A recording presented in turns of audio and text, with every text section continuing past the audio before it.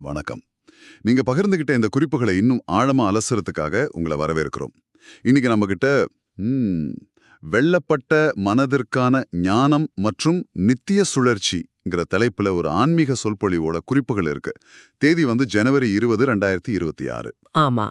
இந்த குறிப்புகள் சுயம், கடவுள், அப்புறம் இந்த காலச் சுழற்சி பத்தி ரொம்பவே ஒரு வித்தியாசமான கண்ணோட்டத்த கொடுக்குது. ஆமாம். நம்ம நோக்கம் என்னன்னா, இதுல இருக்கிற முக்கிய கருத்துக்கள ஒண்ணொண்ணா பிரிச்சு பார்த்து, அது உங்களுக்கு என்ன மாரி யோசனைகள கொடுக்கலான்னு ஆராயறது தான். சரி, ஆரம்பிக்கலாம். பார்த்த உடனே ஒரு விஷயம் ரொம்பவே சுவாரஸ்யமா இருக்கு. இரண்டு தந்தைகள்னு ஒரு கருத்து. ஒன்னு வந்து வரம்புக்குட்பட்டவர், இன்னொன்னு எல்லையற்றவர். என்ன அர்த்தம் அதுக்கு? இதுதான் இந்த மொத்த தத்துவத்தோட அஸ்திவாரமே.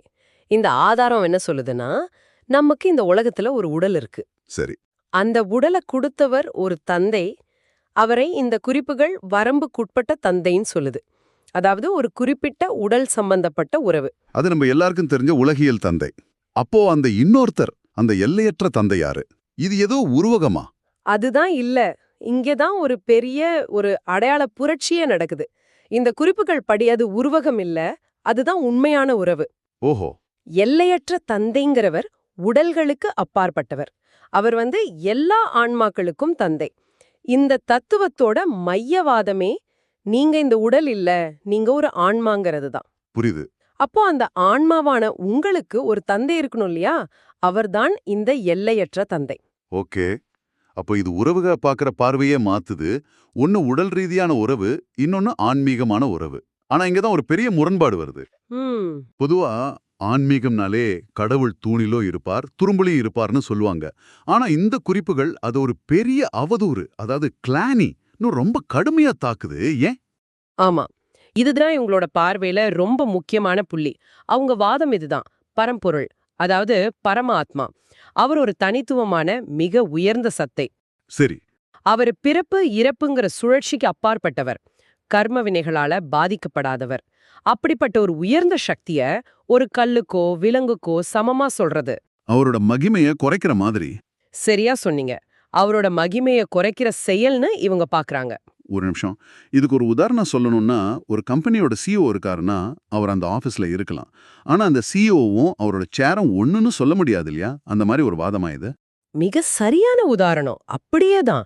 சிஇஓ அந்த சேரை பயன்படுத்தலாம், ஆனா அவர் சேராகிட மாட்டார். அதே மாதிரி பரமாத்மா இந்த உலகத்தை படைச்சிருக்கலாம், ஆனா அவர் படைப்பின் ஒவ்வொரு துகளாகவும் இல்லைங்கிறது தான் இவங்களோட வாதம். அப்போ அந்த கேள்வி வருது.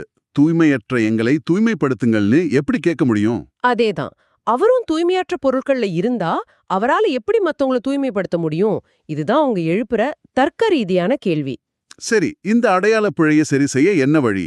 இந்த குறிப்புகள்ல சங்கம யுகத்தில் மட்டும் கத்துக் கொடுக்கிற ஒரு விசித்திரமான படிப்பு பற்றி பேசுதே. ஆமா, உயிர் வாழும்போதே இறந்தவரை போல இருப்பதுன்னு சொல்லுது. கேட்கவே ரொம்ப தீவிரமா இருக்கே. இது தற்கொலை மாதிரியான விஷயம் இல்லவே இல்ல. அது உடலை விடுறத பத்தி பேசல. உடற் மேல இருக்கிற பற்ற விடுறத பத்தி பேசுது. ஓ. இந்த படிப்போட இலக்கு கர்மாதீத்ங்கிற ஒரு நிலைய அடையிறது. அதாவது கர்மாவிலிருந்து விடுபட்ட நிலை. கர்மாத்தீத். ஒரு நான்ஸ்டிக் பேன்ல சமைக்கிறோன்னு வைங்களேன். நீங்க சமைக்கிறீங்க, செயல் நடக்குது. ஆனா எதுவும் அந்த பாத்திரத்துல ஒட்டிக்கிறது இல்ல. Wow, unsticky action.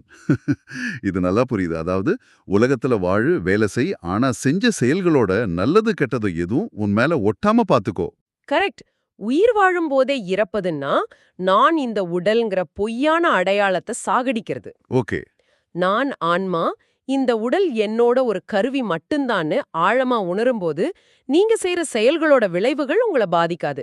இதுதான் அந்த படிப்போட சாரம். ஓகே, இது மனரீதியான ஒரு பெரிய பயிற்சி. இப்போ மனசுன்னு சொன்னோனே அடுத்த கருத்து வருது. பொதுவா மனதை வென்றால் உலகை வெல்லலாம் அன்னு ஒரு பழமொழி இருக்கு. ஆமா, இருக்கு. ஆனா இந்த குறிப்புகள் அத மறுத்து மாயையை வென்றவரே உலகை வென்றவர்னு சொல்லுது. ஏன்? மனதை அடக்கிறது முக்கியம் இல்லையா? இந்த உரை ஒரு முக்கியமான வேறுபாட்ட சொல்லுது. அதாவது உடல் இருக்கிற வரையும் மனச முழுசா அடக்கவோ அழிக்கவோ முடியாது. அப்படியா? மனசுங்கிறது எண்ணங்களோட ஓட்டம். அது இயங்கிட்டே தான் இருக்கும். அத அடக்க முயற்சி பண்றது ஒரு செடியோட இலைகளை மட்டும் வெட்டுற மாதிரி. ஆனா இவங்க என்ன சொல்றாங்கன்னா, உண்மையான பிரச்சனை இலைகள் இல்ல, அதோட ஆணிவேர். அந்த வேர்தான் மாயை. ஆமா, அந்த வேர் தான் மாயை.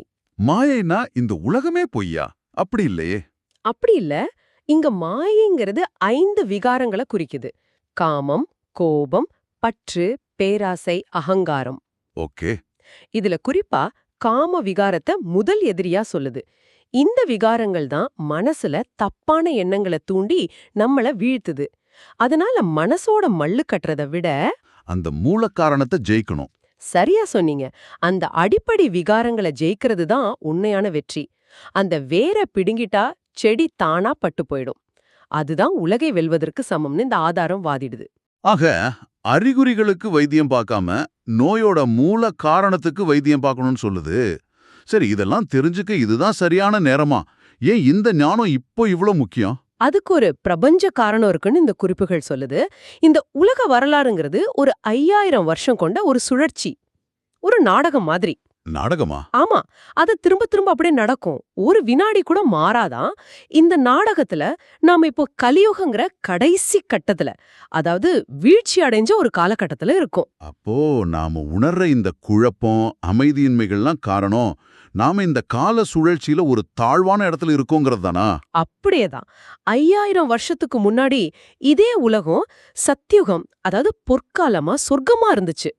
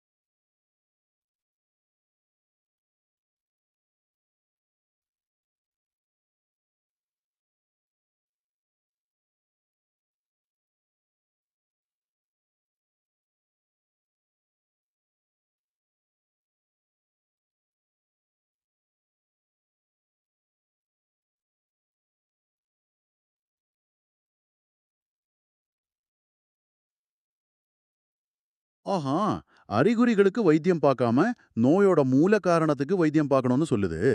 சரி, இதெல்லாம் தெரிஞ்சுக்க இதெல்லாம் சரியான நேரமா? ஏன் இந்த ஞானம் இப்போ இவ்ளோ முக்கியம்? அதுக்கு ஒரு பிரபஞ்ச காரணம் இருக்குன்னு இந்த குறிப்புகள் சொல்லுது. இந்த உலக வரலாறுங்கிறது ஒரு 5000 வருஷம் கொண்ட ஒரு சுழற்சி, ஒரு நாடகம் மாதிரி. நாடகமா? ஆமா, அது திரும்ப திரும்ப அப்படியே நடக்கும். ஒரு வினாடி கூட மாறாதான். இந்த நாடகத்துல நாம இப்போ கலியுகங்கிற கடைசி கட்டத்துல, அதாவது வீழ்ச்சி அடைஞ்ச ஒரு காலகட்டத்துல இருக்கோம். அப்போ நாம உணர்ற இந்த குழப்பம், அமைதியின்மைக்கெல்லாம் காரணம் நாம இந்த கால சுழற்சியில ஒரு தாழ்வான இடத்துல இருக்கோங்கிறது தானா? அப்படியேதான். 5000 வருஷத்துக்கு முன்னாடி இதே உலகம் சத்யுகம், அதாவது பொற்காலமா சொர்க்கமா இருந்துச்சு. நாமளே அங்க தெய்வங்களா இருந்தோன்னு இந்த குறிப்புகள் சொல்லுது. அந்த சொர்க்கம் இப்போ நரடமா மாறிடுச்சு. இப்போ இந்த சுழற்சியோட முடிவு நெருங்குறதால திரும்பவும் அந்த சத்யுகத்தை உருவாக்குறதுக்கான நேரம் வந்திருக்கு. அதுக்கு தான் இந்த ஞானம் தேவைப்படுது. இதுல தான் சுதர்சன சக்கரதாரிங்கிற வார்த்தை வருது. சுதர்சன சக்கரம்னாலே நமக்கு விஷ்ணுவோட ஆயுதம் தான் ஞாபகத்துக்கு வரும். ஆனா இங்க அதுக்கு வேற அர்த்தம் கொடுக்கப்பட்டிருக்கு. கரெக்ட். இங்கே சுதர்சன சக்கரம்ங்கிறது ஒரு ஆயுதம் இல்ல, அது ஒரு ஞான சக்கரம். ஞான சக்கரமா? சூனா சுய, தர்ஷன்னா பார்வை, உங்களையே நீங்க பாக்குறது.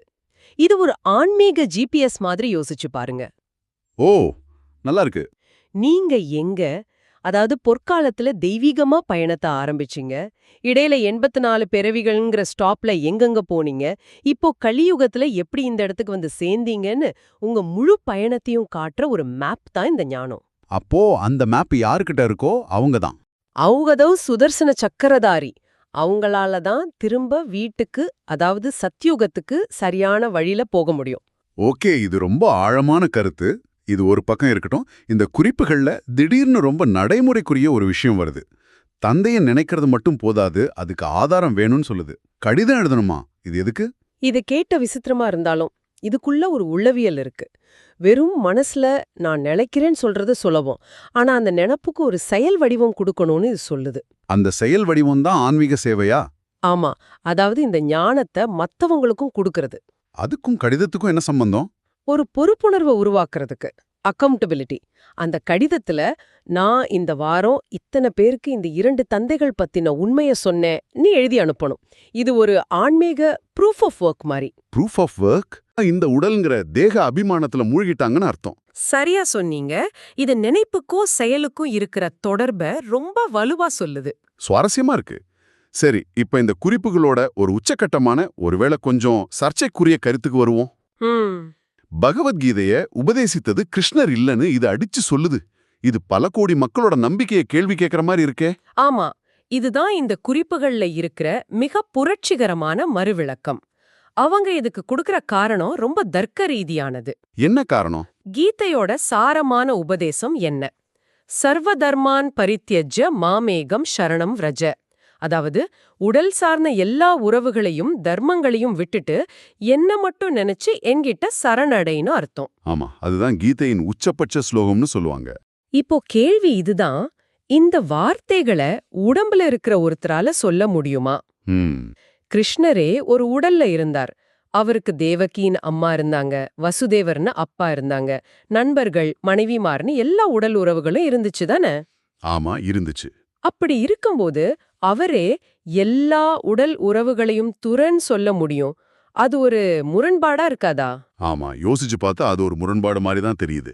நான் செய்யறத நீயும் செய்யு சொல்ல முடியாம போயிடுமே. அதேதான். அதனால இந்த உயர்ந்த ஞானம் உடலற்ற பிறப்பு இறப்புக்கு அப்பாற்பட்ட பரமாத்மா கிட்ட இருந்து மட்டும்தான் வந்திருக்க முடியும்னு இந்த குறிப்புகள் வாதிடுது. அப்போ கீதையில கிருஷ்ணரோட பேர் எப்படி வந்தது? அது ஒரு பெரிய தவறுன்னும், அந்த ஒரு தப்பு தான் பக்தி மார்க்கத்துல பல குழப்பங்களுக்கு காரணம்னும் இது ரொம்ப ஆணித்தரமா சொல்லுது. அப்போ இவங்க பார்வைப்படி கீதையின் ஞானம் இறைவனுடையது, ஆனா அது கிருஷ்ணர் மூலமா சொல்லப்படல. கரெக்ட். அது உடலற்ற இறைவன் ஒரு சாதாரண உடல்ல பிரவேசம் செஞ்சு நேரடியா கொடுத்த ஞானம்ங்கிறது தான் இவங்களோட பார்வை. அப்போ கிருஷ்ணர் அந்த ஞானத்தை கொடுத்தவர் இல்ல, அந்த ஞானத்தோட விளைவா உருவான முதல் தெய்வீக பிறவி. மிக சரியா புரிஞ்சுக்கிட்டீங்க. சரி, நாம பார்த்த விஷயங்களை எல்லாம் ஒன்னு சேர்த்தா ஒரு தெளிவான படம் கிடைக்குது. நாம யாருங்கிற அடையாளத்துல ஆரம்பிச்சு கடவுள் யாருங்கிற புரிதல், அப்புறம் காலச்சக்கரம், செயல்களோட விளைவுகள்ல இருந்து எப்படி விழுபடுறது, கடைசியா கீதைக்கே ஒரு புது விளக்கம்னு இது ஒரு முழுமையான மாற்றுப்பார்வையை முன்வைக்குது. சுருக்கமா சொல்லணும்னா, இந்த ஆதாரம் முன்வைக்கிற மையமான கருத்து இதுதான்.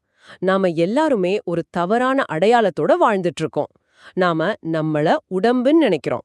நம்ம தந்தை உலகியல் தந்தைன்னு நினைக்கிறோம். கடவுள் எல்லாத்துலயும் கரைஞ்சு போன ஒரு சக்தின்னு நினைக்கிறோம். இந்த குறிப்புகள் சொல்ற விஷயம் என்னன்னா, நீங்க ஒரு ஆன்மா, உங்க உண்மையான தந்தை அந்த எல்லையற்ற பரமாத்மா.